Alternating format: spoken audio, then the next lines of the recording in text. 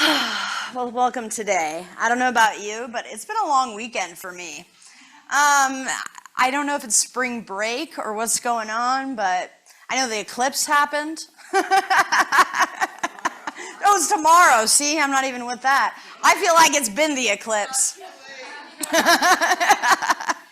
All right. Embrace the cosmic chaos. Oh, exactly. That's exactly what we're doing. Let's embrace it. Okay. So, first, wealth is that word, right? It can invoke a lot of emotions, at least for me and for others that I know. When you hear the word wealth, I want you just to kind of think for a second. What comes to your mind?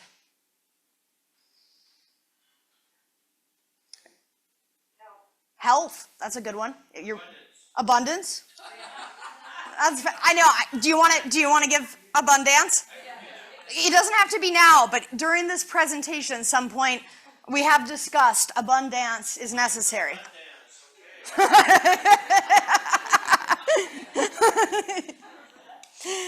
Yeah, being rich does connotate abundance in some area. And, right, there's a nature of abundance, and it determines the type.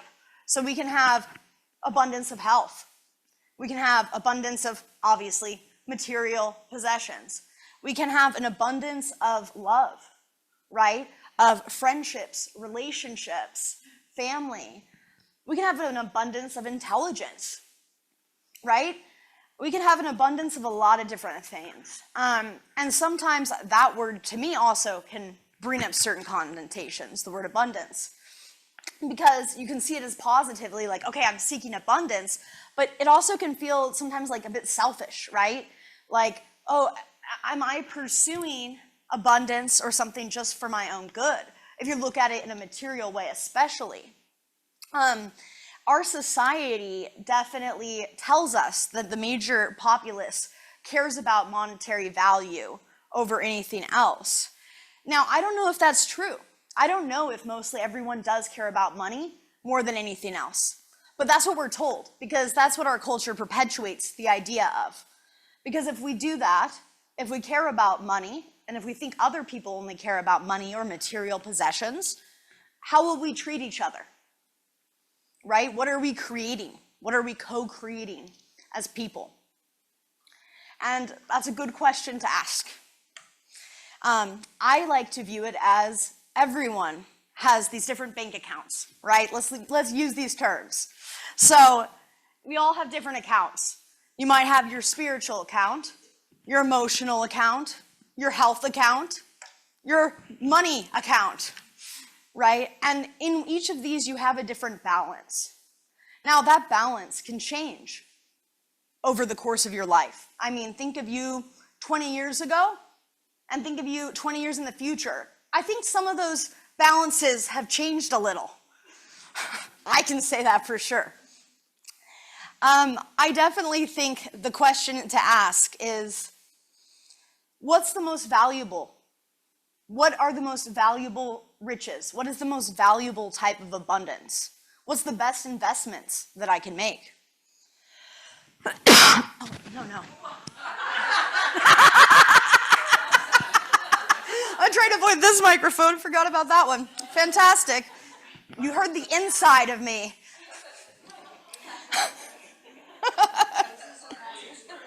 So let's talk a little bit about what spiritual wealth and abundance looks like, right? Embodying the fruits of the Spirit, right? Love, joy, peace, etc. These things, which we'll go more into depth with. Faith, living with a spiritual purpose, living with a divine calling, following your passions, which I'm always going to advocate for, because I believe that that fire within us is given to us by the divine.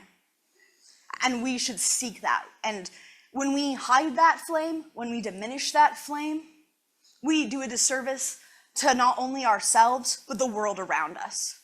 God gave us those passions to serve the world, to go out and live. And as we bring joy to others, it brings that joy to ourselves. Now, spiritual sight, right? There's those who are able to see. spiritual things. And I'm not talking about people in psych wards, okay? But maybe some of them do have spiritual sight.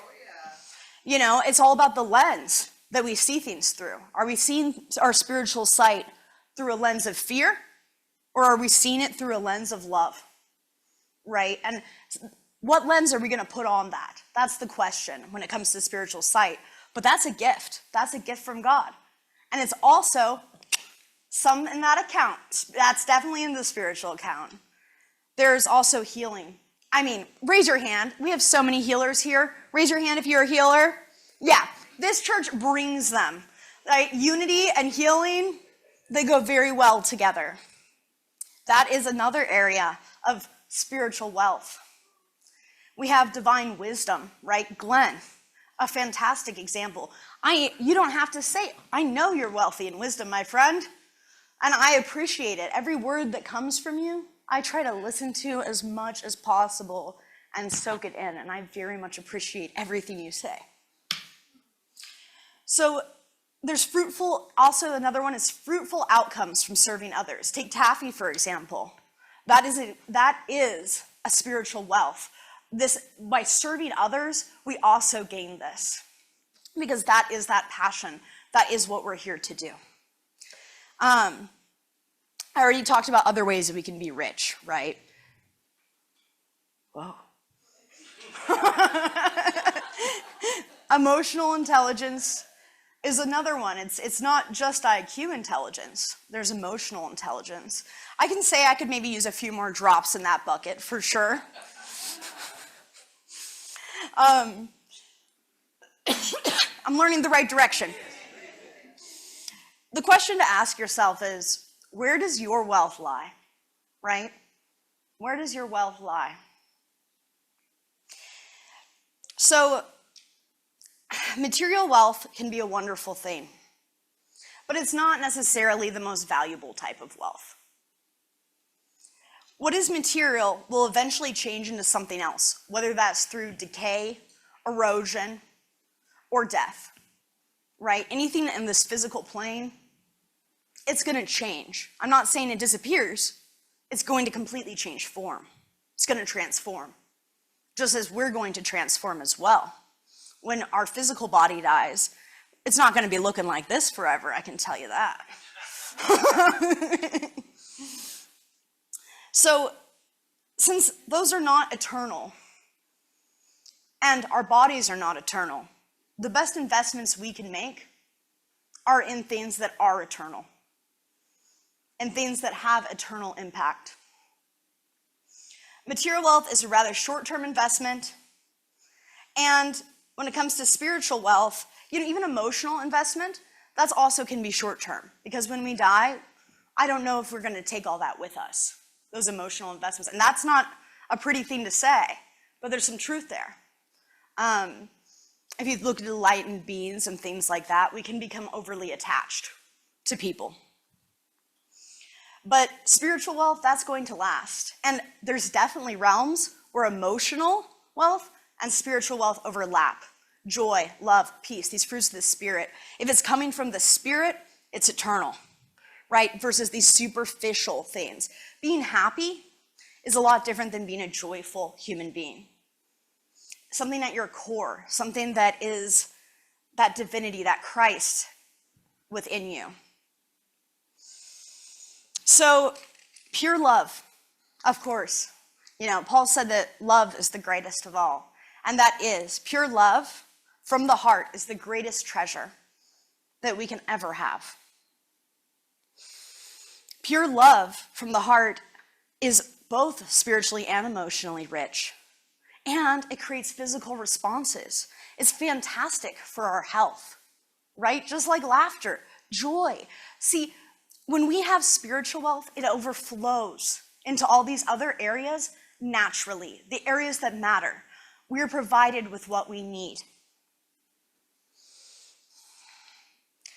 So we're all here today because of our love of spiritual riches. That's exactly why we're all here. That's what brought us through the doors today. We come here each Sunday. I wish each day, right? We come here every Sunday to share love, peace, joy, with one another, and to be reminded of these great truths that are within us. And as we, most people, when we get up here, we're not telling people something they don't know. We're telling you what you already know within you. That's the whole point. We're just here to remind you. So the fruit of the Spirit. So I actually have a lot of Bible verses today. I'm actually going to be making a good amount of Bible references because that's something I haven't done and I haven't heard as much of at Unity. And I think from all spiritual texts, there's a lot of wisdom to be gained. So let's talk about love. I want to hear someone's definition of love, and then I'm going to give one. That's a hard one. Yeah, let's hear it. Merlin. My definition of love is more aligned to just Respecting the other person. Appreciating someone's value just as a person. respect the person in general because you love respect. Cool. Okay, anybody else? Love back from just evil is evolution. That's true. The source that we arise from and return to and are inseparable from. I love that. That's great. Because we think of, in society, love is like, ooh, mwah, mwah, mwah, emotions. It's like, no, love is vast. Love is just like that. Everything is love or a calling to love, right? And it's beautiful. It's beautiful. It's not just an emotion or an affection. It's also a habit, right? We get in the habit of loving. We get in the habit of it. People don't realize that unless they've been married like 20 years. Then you get in the habit of it. You're like, this is what we do. But, sorry about my cough. I think it's called my nervous cough. I'm actually not that nervous. I love talking to you guys. It's like just talking to friends. But definitely, love is all expansive. And then joy. I always think of Eva when I hear the word joy. 100%. That very rich in joy. Very rich in this, and it's very clear. How would you define joy? The expression of love. The expression of love. That's fantastic. Evolution. Evolution. Yes. And you just saw an expression of love. Yes, that's true. And then, thank you, Leah. See, that's a great example. Very sweet. I don't even know how to put it, though. I'm going to stand here and hold on. She would. She's the best. Okay, forbearance. Forbearance was one that I had to look up. Because I thought forbearance meant like lasting through a struggle, being strong. Whereas it's actually more close to one later down the list, like self-control. Forbearance is waiting and being patient, right? So it's a patient self-control when there's a lot going on around you and kind of staying calm, staying grounded, and having understanding, particularly this idea of having understanding for where people are coming from. Having, like, seeing it through their eyes, even if you don't agree with them, right? And therefore having compassion.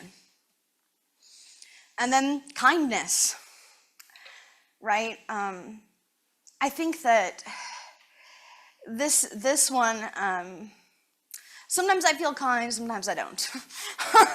And I wish I were more kind. That's not one that I'm as good at. But I try. And I feel like there's always a couple on this list we're going to have that with. Goodness. Goodness. I think of this as the virtues, because the virtues are vital. And they build goodness within us. They build our character. The greater our character, the greater our spiritual wealth. Faithfulness, being dedicated, staying true to one's word. being committed, things like that. Gentleness. Whew.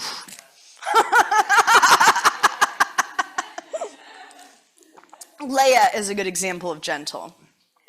She's very gentle. She has a wealth of gentleness. Self-control. Self-control, man, that's one that's very up and down in life. Like, it depends on the thing for me, right? Some things I'm like, oh yeah, I got a good amount of self-control. Like, look at me go. And then others, I'm like, ooh, another piece of cheese, you said? Chocolate? Yeah, whatever it is.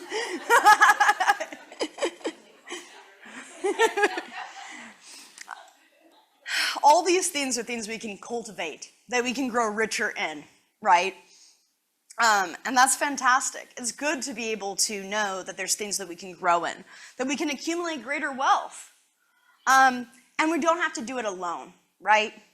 We don't have to do this alone. We're in this together. And by sharing community, we share all of our abundance together, right? Because we're one. We are not separate. But I'm going to get into that too and talk about how that affects this, which I'll just do now. So an example, right, is that God, oh no.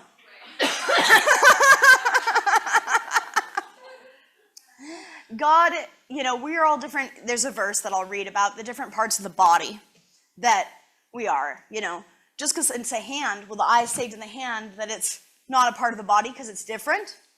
No, we're all different. We're unique. We have different purposes. We are here to live different lives.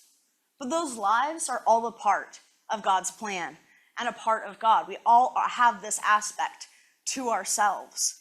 And so we shouldn't shame ourselves and be like, oh, look at them, they're so great, like they can do this and I can't. No, you're here for your gifts. You're here to serve your purpose. And that's a wonderful thing. And you shouldn't look at someone else and be like, well, you're different. I don't know about that. I don't think God ordained you. Yeah. So I think that there's definitely things where we got to understand that we're all here to be different and serve our unique purposes, which is to serve each other. And by doing that, we're serving the one, the truth of who we are together. We're the whole body. We just have different functions. So now I'm going to read a verse that I was just talking about. Just as a body, through one, has many parts, but all its many parts form one body. So it is with Christ. For we are of one spirit, so as to form one body. Whether Jews or Gentiles, free or slaves, and we were all given that one spirit to drink. Even so, the body is not made up of one part, but many. Not if the foot should say, because I am not a hand, I do not belong to the body. It would not, for that reason, stop being a part of the body. And if the ear should say, because I am not an eye, I do not belong to the body. It would not, for that reason, stop being a part of the body. Right? It can think that, but it's still a part of the body. If the whole body were an eye, where would the sense of hearing be? If the whole body were an ear, where would the sense of smell be? But in fact, God has placed the parts in the body, every one of them, just as he wanted them to be. If they were all one part, where would the body be? As it is, there are many parts, but one body. The eye cannot say to the hand, I do not need you. And the hand cannot say to the feet, I don't need you. On the contrary, those parts of the body that seem to be weaker are indispensable. And the parts that we think are less honorable, we should treat with special honor. And the parts that are unpresentable are treated with special modesty. while our presentable parts need no special treatment.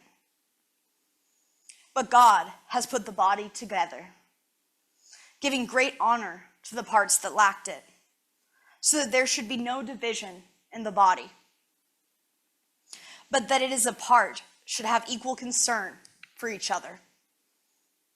If one part suffers, every part suffers with it. If one part is honored, every part rejoices with it.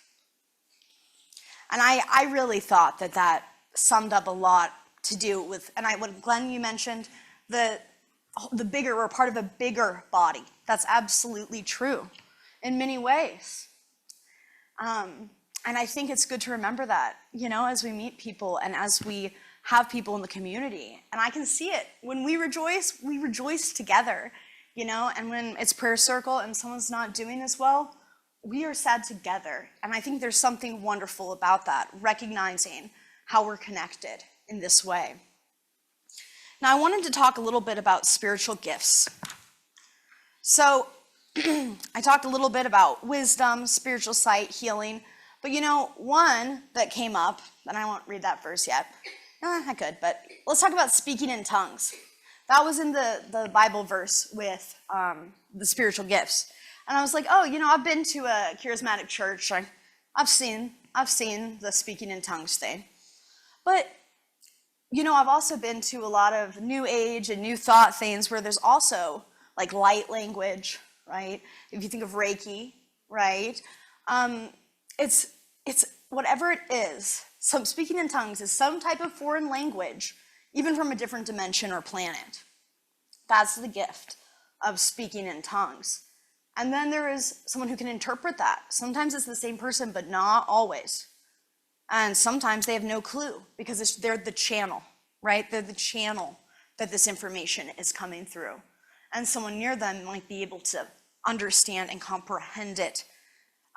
It's kind of like when people do seances or things like that. If there's a channeler and then a magician taking notes, making sure what's going on, because that channeler might not remember any of it.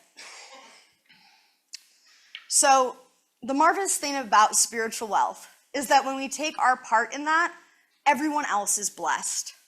Whereas if we refuse to partake, we hinder others from entering and receiving these spiritual riches.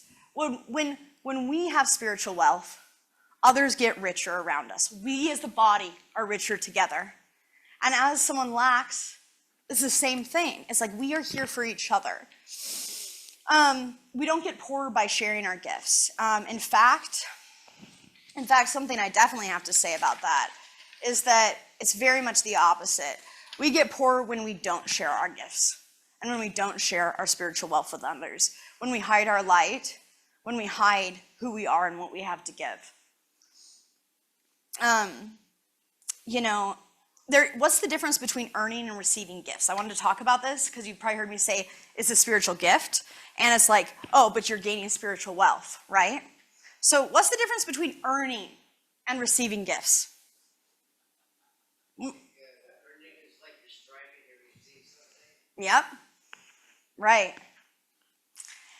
Because I think that a lot of times they're more similar than we think they are. I think it's more the mindset we put ourselves in, right? Like, I'm working really hard. So, like, I can think about that at work, right? I'm working really hard. I'm busting my butt. Like, that should be getting me some finances. But there's also, everything's also a gift. Every breath we take, right? The fact that everything is also a gift at the same time that we are pursuing and receiving. So, especially spiritually, because when you're spiritually wealthy, you're naturally producing spiritual gifts. And when you have spiritual gifts, you're naturally accumulating spiritual wealth. They're hand in hand, right? But as you maybe strive a little further off your path, the less those spiritual gifts maybe show up for you. I've definitely gone through periods of time where I can see like a flux in change. You know what I'm talking about? Of your spiritual power. And you can bring that back. You can always bring it back. You can always gain it back because it's already here in you. You just got to kindle that flame again, because that flame's there. Got to feed it. Got to feed that fire. Feed that fire. And speaking of, it's time for a bun dance. Let's welcome Rob to the stage, everybody. This is on demand instead of spontaneous. Okay, so can I get a dollar bill to throw at you or I something? want to see abundance and abundance. Woo! Woo! Woo! Woo! Woo! Yes!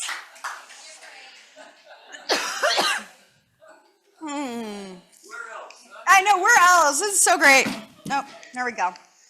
So, I wanted, I love that. That is so good. It's just perfect for today. And then I wanted to leave on the note of this verse. This is Philippians 4:12-13. Actually, I have a lot more I could say. How am I on time, y'all? Go ahead. Okay, I have a little more to say before I share that verse then. Because the question is, how can we accumulate more wealth? And how can we accept what we have when it comes to physical stuff? Because I hear a lot in New Thought communities, I hear a lot about manifesting physical abundance. I do. I hear about it often. But I don't hear people talk about as much about manifesting spiritual abundance. And it's like, isn't that the point? You know, to me, it makes a lot more sense. And I'm not saying, because physical wealth is a great thing. Let's bring it. Let's do it, right? But what really matters, end of the day, is our spiritual bank account, like I said. It's the best investment. You can make whatever investments you want, but we're a community. We got this, and we're all here because we love this. So I wanted to do a meditation where we go inside. So will you guys all take a few deep breaths with me?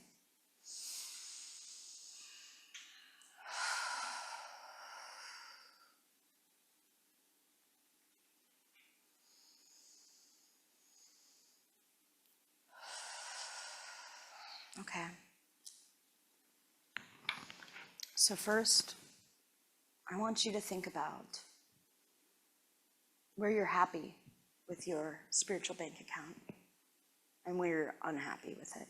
Think about, and most of us think about this enough. Think about where you need to grow.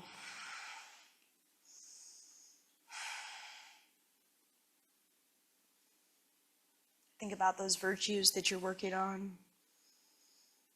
Think about a spiritual gift that you want to become even greater.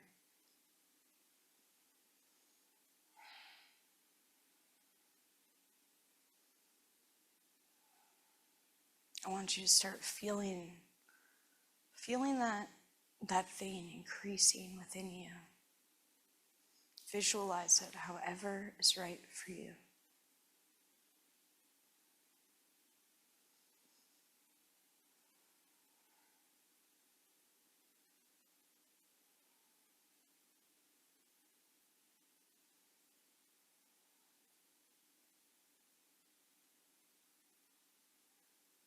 As it increases, notice all the other abundance that you have around you in your inner world. Look at that. It's beautiful. See it just flourishing, lighting up, growing. So much that it overflows.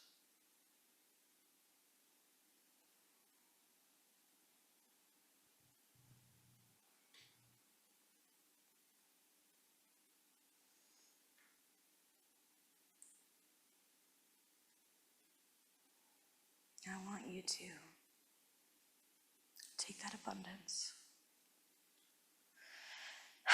and instead of just containing it within you, allow it to spread. Allow it to spread into your aura, past your aura, all around you, getting larger and larger, greater, greater.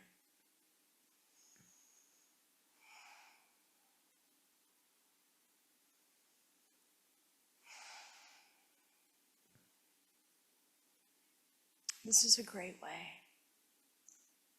Focusing on it. And in the moment when you need it, call upon this. It surrounds you. It's so abundant that it is always around you when you need it. Around, within, everywhere.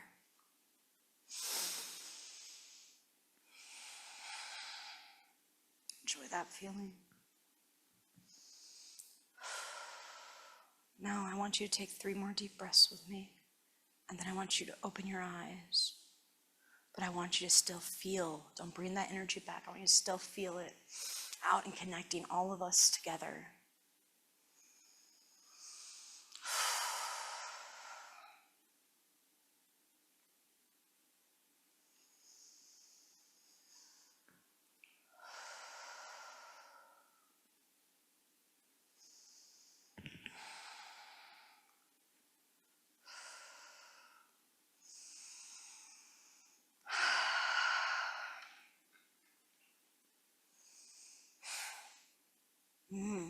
Wow, every time after I do that, the light changes, you know? Yeah. Is it an acid flashback or is it real? Who knows? All right. So now I'm ready to read this verse, but I wanted to share that because I think that focusing our manifestation skills and focusing our energy into that can be so important and vital. And then what's also the most important thing? Going out in the world and doing the work. That's always the most important thing we can do. We can sit and think about whatever, but we need to go out and we need to do that work. We need to put it into practice. Okay. Philippians 4:12-13. I know how to be brought low, and I know how to abound. In any and every circumstance, I have learned the secret of facing plenty and hunger, abundance and need. I can do all things through him, her, force that strengthens me. Thank you.